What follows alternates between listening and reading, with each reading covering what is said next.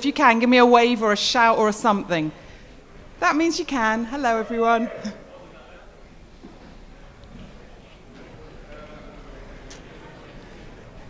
Good afternoon, everyone. It is an absolute pleasure to be here today in this great city of Tel Aviv.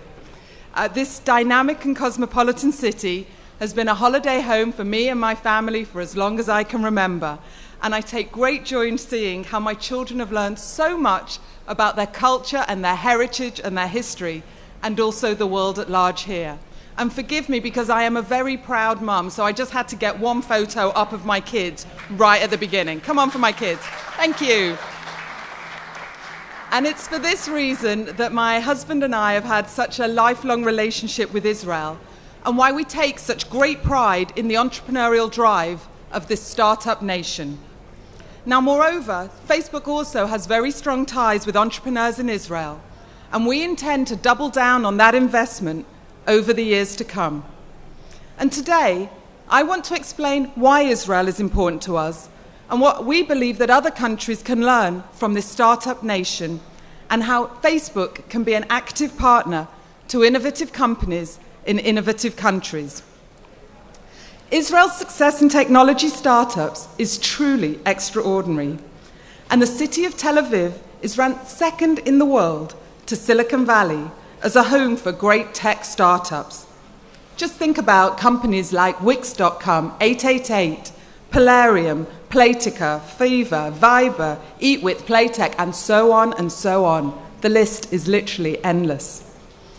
And back in 2009, there were 63 Israeli companies listed on the Nasdaq, and that was more than all of continental Europe, China, India, Japan, and Korea. Quite an extraordinary fact. And these healthy IPOs have replenished and deepened the pool of venture capital money, which makes Israel number 3 in terms of countries with access to venture capital. Now, back in the Facebook world, half of our top 10 grossing gaming partners in Europe are based here in Tel Aviv. And this afternoon, not long from now, we're hosting our largest developer event ever organized outside the US, with over 650 developers scheduled to attend. Good number. Only yesterday, as I hope you've seen in the news, we announced that Anava would be joining Facebook. They're going to remain here in Tel Aviv in what becomes Facebook's first office in Tel Aviv. Thank you. Now, we are absolutely overjoyed to have the incredibly talented Onavo team working with us. Their skills and the technology they've developed are going to help us on our mission to develop and give access to more people to the internet by developing better, more efficient mobile products. And in just 70 years, Israel has gone from a country dominated by agriculture to one of the most industrious, innovative countries on earth, despite the regional turmoil. It is a story worthy of the scriptures, a story of human ingenuity, a story of triumph over adversity. But there is no chance in this story and no divine intervention. Instead, it is a story that could be retold and replayed and replicated in other cities and countries around the world if politicians and policymakers are prepared to take a strategic view of the state. And to my mind, there's 4 pillars that underpin the story of this startup nation. The first pillar is place. Place matters. Too often commentators look at the rapid advances in communication and infer that this is the death of distance. I think that's an increasingly out-of-date observation. If anything, I think the position of cities has been strengthened by technology, contradicting the early thesis of futurologists like, Alvin Toffler, who predicted that technology would make cities increasingly irrelevant as people would work from home. Now, while my boss Mark Zuckerberg, it's true, did invent Facebook from his dorm room, he only made it a business by moving out to the global hub that is Silicon Valley. As Mark learned, place matters. Cities matters. So policymakers need to think about how they can make their cities attractive to entrepreneurs and to investors. And this brings me to my second pillar, human capital. Cities with a large stock of skilled labour are likely to enjoy an increasing economic returns.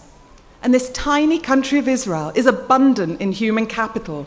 It's ranked second in the world for the availability of qualified scientists and engineers. And the Harvard economist Ed Glaeser has long argued that human capital stock is vital in driving growth. And he does that with a tale of two cities, not Paris and London, but Buenos Aires and Chicago, back in the 1870s. Now, I don't know if you know much about the 1870s, but back then, both these two cities had a lot in common. Their GDP per capita was the same, and the same industry dominated both cities. Money came from meat. Now, farmers on the plains transported cattle for slaughter on new railroads, and they sent them to the cities for slaughtering and then to onward distribution. And in the case of Chicago, it was to the great cities of the eastern seaboard, and in Buenos Aires for export to Europe. Same GDP, same industries, but completely different outcomes. And Glaeser asked himself a simple question: why?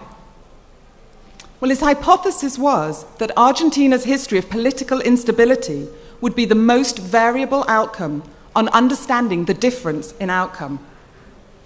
But he was wrong. Out of all the variables, the most important variable was the human capital stock. Now, both cities in 1870 were magnets for immigration, but all immigration, Glaeser found, is not created equally. The genius of Chicago was to attract a disproportionately large share of skilled German labour, while Buenos Aires attracted low-skill agricultural labour from southern Europe.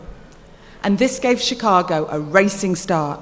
And with the miracle of compounding, Chicago quickly established a lead over Buenos Aires that the Argentinians could not recover from. And this skilled immigrant labour is a major source of Israel's growth. Russian emigres from the former Soviet Union brought great technical and engineering skill to Israel, and this is a crucial part of the success story. And that's why we at Facebook are taking a leading role in the US in the debate around immigration and the importance of making the US an attractive home to skilled immigrant labour. And it's also why, at a corporate and an individual level, we are so supportive of investment and reform in public education as we seek to upskill all human capital stock. And just as is done here in the Tel Aviv-Jaffa municipality, which invests significant resources to enhancing scientific education in local kindergartens and schools. All of the city schools are connected to the web and operate a number of e-learning programs. So attracting talent and investing in that talent is crucial in understanding Israel's success. Now, somewhat controversially, I'm going to turn to my third pillar.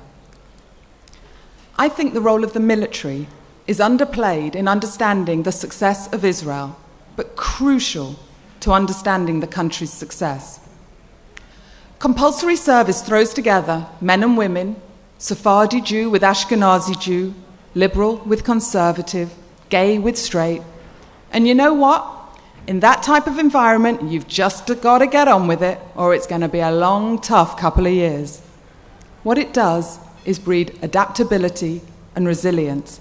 And adaptability and resilience are the most important character traits in an entrepreneur.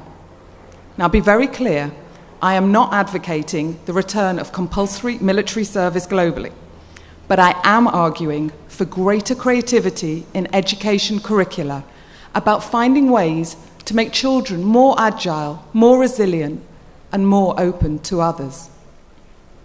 Closely related to this point is the fourth and final pillar, the hack culture. Israel, like Facebook, has a belief in the hackathon, the importance of bringing people together to solve problems, a belief in the power of experimentation, a belief in the power of failure. At Facebook, we are very candid about our failures, and we encourage all of our colleagues to be honest about stuff that isn't working, because it's only by failing that we learn. Here in Israel, you share that mentality, and it's manifested in so many ways, like your light touch incorporation and your liquidation legislation. The single most important asset of an entrepreneur is time, and you make it as easy as you can to open a business and to shut it. And bankruptcy in Israel does not have the same negative connotations as it does in Europe. And that's probably why Israel is more innovative than Europe. The resolute will of a people who can literally make a desert bloom is something that we all admire at Facebook and something that we want to support. Because at Facebook, what we can offer entrepreneurs is the most scalable marketing platform the world has ever seen. A platform by which Q innovation developed by a small, dedicated group of Tel Aviv engineers can be shared with a teenager in Tokyo or Treviso. Let me give you an example of the power of Facebook to scale innovation. Facetune, a fun, powerful, and frankly quite remarkable photo editor. It's a little bit like having a professional but simple desktop publishing solution right on your mobile device.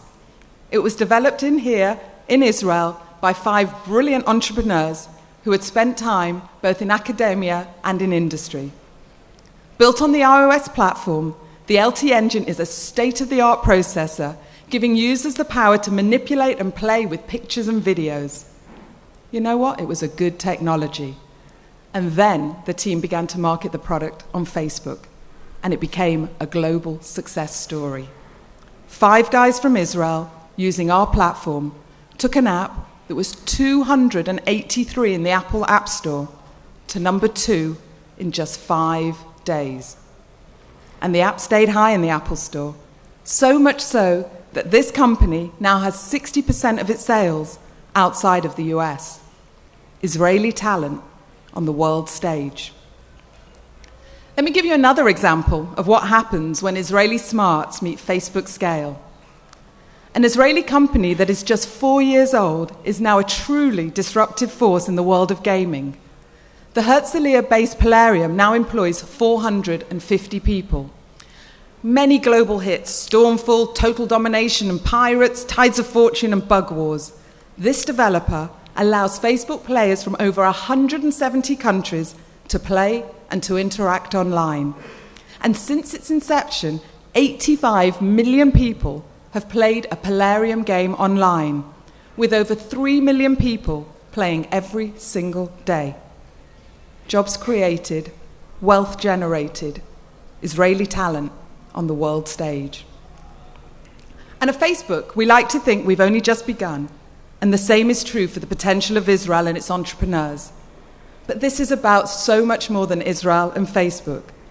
And the case I want to make today is that in cities the world over, real wealth can be generated and jobs created if we simply learn the lessons from Israel. Number 1, understanding that place matters means that governments need to do more to liberate cities to attract and retain talent.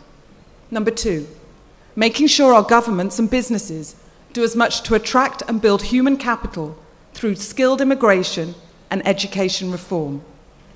Number 3, building tolerance and character by ensuring that our children are exposed to difference and difficulty. Number 4, teaching our children that failure matters and is important in order to learn. Israel's story matters, but hopefully I've made clear how the stories of Facetune and Plarium show how Facebook matters in connecting great entrepreneurs with a world of possibility. Thank you very much.